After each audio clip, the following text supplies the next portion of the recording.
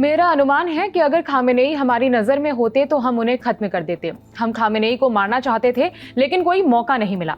ये कहना है इजराइल के रक्षा मंत्री इजराइल काट्ज का। उनका दावा है कि 12 दिनों तक चले संघर्ष में अगर मौका मिलता तो इजराइल ईरान के सुप्रीम लीडर खामेनेई को मार देता। लोकल टीवी चैनल को दिए इंटरव्यू में काट्ज ने कहा, शायद खामेनेई को खतरे की भनक लग गई थी, इसीलिए वो अंडरग्राउंड हो गए थे। उन्होंने अपने नए कमांडर से संपर्क भी तोड़ दिया था। हमें मौका नहीं मिला वरना खामेनेई को खत्म कर देते और इसके लिए हमें अमेरिका की इजाजत की जरूरत नहीं पड़ती।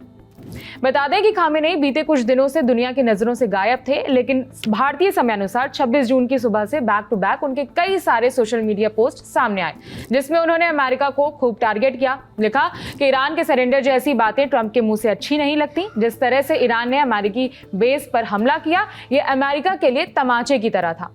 ईरान ने अमेरिकी राष्ट्रपति डोनाल्ड ट्रंप के एक और दावे का खंडन किया है। अमेरिका ने ईरान की 3 न्यूक्लियर साइटों पर हमला किया था। इसके बाद ट्रंप ने दावा किया था कि ईरान समझौते पर बात करने के लिए मान गया है। उन्होंने यहां तक कह दिया था कि अगले हफ्ते दोनों देशों के बीच बातचीत होनी है।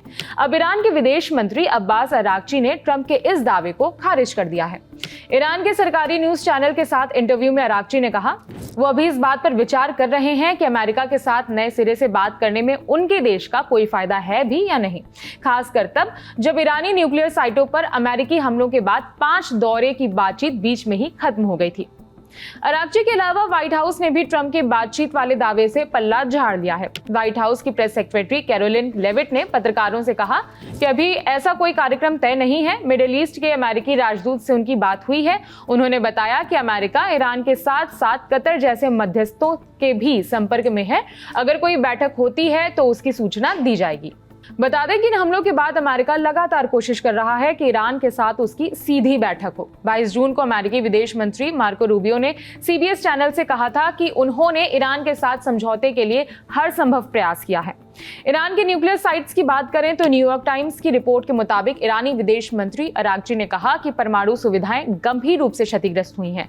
हालांकि ईरान के न्यूक्लियर प्रोग्राम को लेकर अलग अलग तरीके के दावे किए जाते हैं। कुछ अमेरिकी मीडिया रिपोर्ट्स और खामेनेई का दावा है कि यूएस हमले से न्यूक्लियर साइट को बहुत ज्यादा नुकसान नहीं हुआ है, जबकि कुछ दावे ये भी हैं कि उन साइट्स को पूरी तरह से खराब कर दिया गया है, पूरी तरह से तबाह कर दिया गया है।